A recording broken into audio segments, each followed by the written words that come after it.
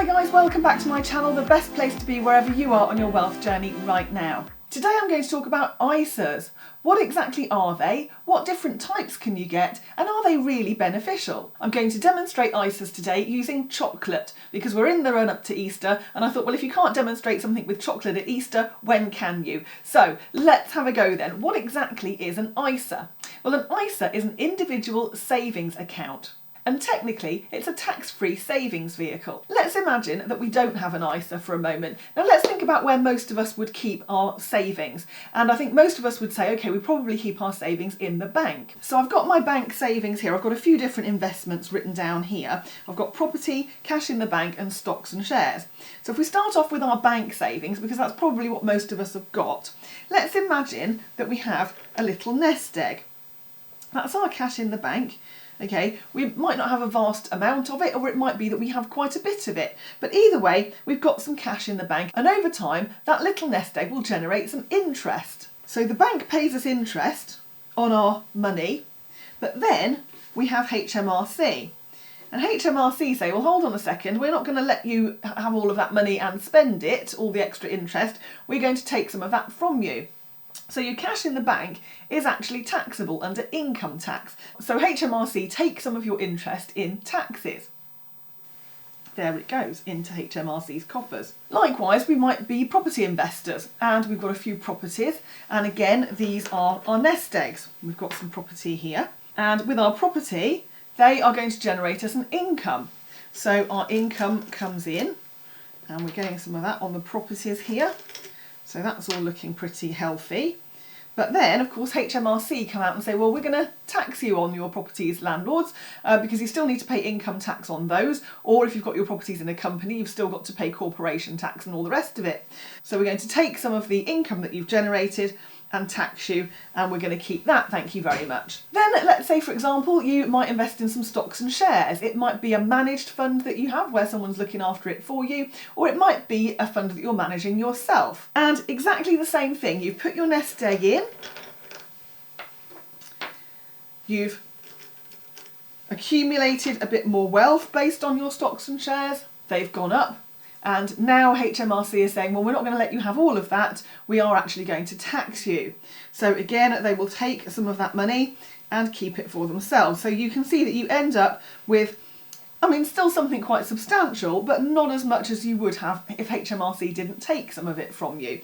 And HMRC are obviously very happy because they've got their share as well. So where we have other savings, HMRC will often tax us on those. Now there are of course some allowances when it comes to tax, particularly income tax on your cash in the bank and things like that, but the more you earn, the less likely you are to be able to benefit from any of those reliefs. So if we take the example of bank savings, which is where most of us probably have some money, what happens is that when we earn that interest, HMRC will tax us at our highest income tax rate. So for example, if you're a basic rate taxpayer, you would pay 20% on any interest you earned from your cash in the bank. And likewise, if you're a higher rate taxpayer, you would pay 40% tax to HMRC on any interest you earn from your bank savings. And this is why it's a really good idea to have some money tucked away in an ISA, your individual savings account. Now you'll quite often hear an ISA referred to as a tax-free wrapper. That's what a lot of people like to call it, a tax-free wrapper. And I'm going to demonstrate this by using an actual wrapper. So I've got a wrapper here, and with your ISA, you can put in up to £20,000 per year. Now that amount does change depending on the tax year. So last tax year, which was 2019 to 2020, it was £20,000. And this coming tax year, 2021 to 2022, it's still the same at £20,000. Now that £20,000 that you can put into your ISA is called an Isa Allowance. And that's the maximum that anybody can put into an ISA in any one tax year. Now this is important because obviously if you've got, let's say you've got £40,000 in savings, and you thought to yourself, okay, I'm going to go and get two ISAs, I'll put 20,000 in each. You can't do that in one tax year, which is why I'm telling you about this now, because obviously the current tax year finishes on the 5th of April. So you've still got a couple more weeks to get your current ISA in for this particular tax year. And then if you want to take out another one in the 21 to 22 tax year, you can do that as soon as possible after the 6th of April. Now the way that your ISA works is this. We've got our ISA wrapper here. And let's say we've got a nest egg. So here is our nest egg. It's going to go into our ISA here. And our ISA wrapper will protect this particular nest egg. And it means that any interest that we incur, so let's say we've got some interest coming into here, okay, all of that is looked after by the ISA wrapper. So HMRC can't access any of this, they can't ask you for it, and any interest that you are generating on your ISA, they can't tax. So that's why this is so helpful. So anything that my ISA earns me, I don't pay any tax on that at all. So if I want to take out the entire amount plus all the interest, I can do that without incurring any taxes whatsoever. It's worth noting actually that you don't need to invest the full 20,000 into your ISA either. If you just wanted to make monthly payments, for example, so little nest eggs going into your ISA wrapper, you can do that and you can pay in every single month, and that ISA wrapper will still protect the investments that you've made already. And you can do that monthly. I've got one that's a monthly direct debit set up to pay into my ISA, and the whole wrapper will protect that. I don't have to pay any tax on anything that I take out of there, and over time that will grow. So even if you wanted to invest a small amount, £50 or £100 a month, you can do that very easily into an ISA. So the two main types of ISA that I'm talking about today are the stocks and shares ISA and the cash ISA. There are a few other types of ISA as well, particularly the lifetime ISA, which I'm actually going to do a separate video about for you, because there are lots of things to think about and lots of criteria when it comes to a lifetime ISA that I'm not going to go into today. You can also get a type of ISA called an innovative finance ISA, which will allow you to invest in peer-to-peer funding, for example. So if people are setting up new businesses or they've got new products coming out, you can invest through an ISA in those. But there are pros and cons with an innovative finance ISA, so just watch out for that. One of the things that you need to think about if investing in one of those is the fact that it is not protected by the Financial Services Compensation Scheme as all the other types of ISA are. So just be aware of that if you are investing. It is a little bit more of a risky investment than the other types of ISA. And the last type of ISA you can get is a junior ISA. So if you are over 18 and you are parent or guardian to somebody who is under 18, so if you have a child, you can actually open an ISA in their name and you can invest in their own ISA for them. With a junior ISA, you can only invest £4,000 per year, but if you do that from when your child is very small, that's going to give them a really good head start, particularly if they're going to go to university or they want to buy a house when they're 20 or something like that. You know, they're going to be able to do that. I may well do another video on junior ISAs at some point, because obviously most of you know I'm expecting a baby at the moment, so I'm planning to research all of that and have a look and see what's out there in terms of junior ISAs from my own baby. So we'll have a look and see that a little bit later in the summer.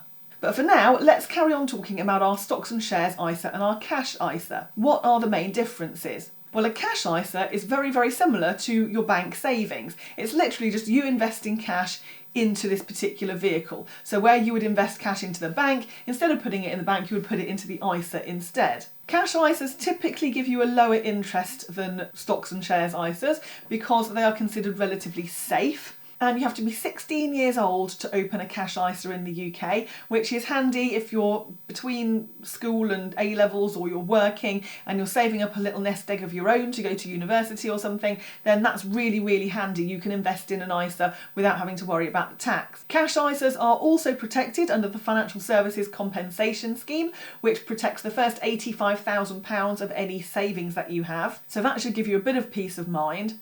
But it's important also to remember that it is an investment at the end of the day, and just like your bank savings, you do need to watch out for things like inflation. So inflation is the measure of a currency against the cost of living.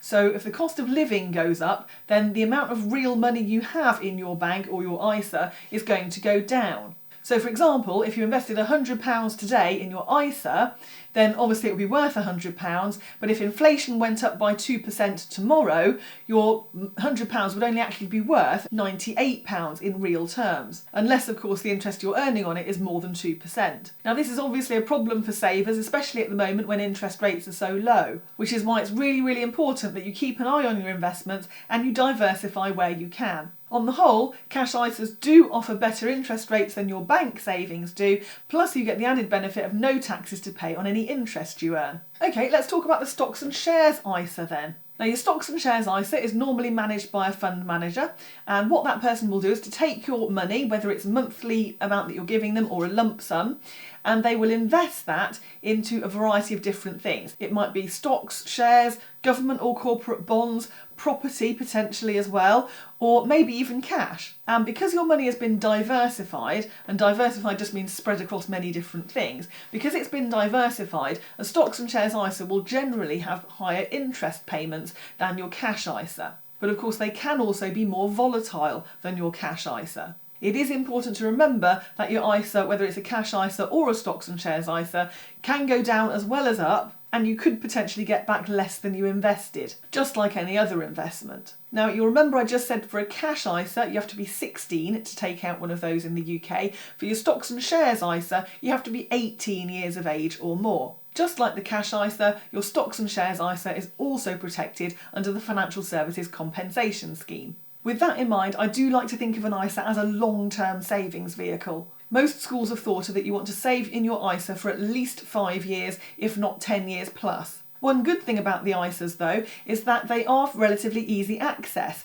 So if you needed to suddenly have a lump sum for something and you know that the money is in your ISA, you can actually get your money out very quickly, although with some accounts you might need to give them a little bit of notice. Also, any money that you pay into your ISA in a particular tax year, you can take out, and if you wanted to put it back in again, you can do, as long as it doesn't go over your £20,000. But let's say, for example, you've put £20,000 in and you want to take out, I don't know, let's say £5,000, you can still pay that £5,000 back in during the same tax year without going over your ISA allowance. So that's actually quite handy. Another thing to mention with your ISA is that if you have earned some interest and it's sitting in there, rather than actually take it out and get it paid into a bank account every month or whatever, the best thing to do with that is to leave it in the ISA, because then it will grow itself. So if we cover this back up with our wrapper and we leave it for a few years, what will happen is that we will eventually come back to it a few years later, and the interest, because it's been reinvested, will have generated more interest on that interest and built up and built up. And what we'll actually find is that we will have a really, really nice big nest egg in the long term. So if we open this up after a few years, let's say we've left it for 10 or 15 years, we open it up and we can see that we've now generated all of this interest and all of this extra money that we can now take out of here completely tax-free. Now, because everything's being reinvested, particularly with your stocks and shares ISA, when it's reinvested, it basically means that you're investing more when the stocks and shares are low, and you're investing less when they increase in value. So overall and over the long term, your investment should increase in value. So I do hope you found this video useful, guys. Do give me a thumbs up underneath this video if you have found it helpful. Also, let me know in the comments underneath,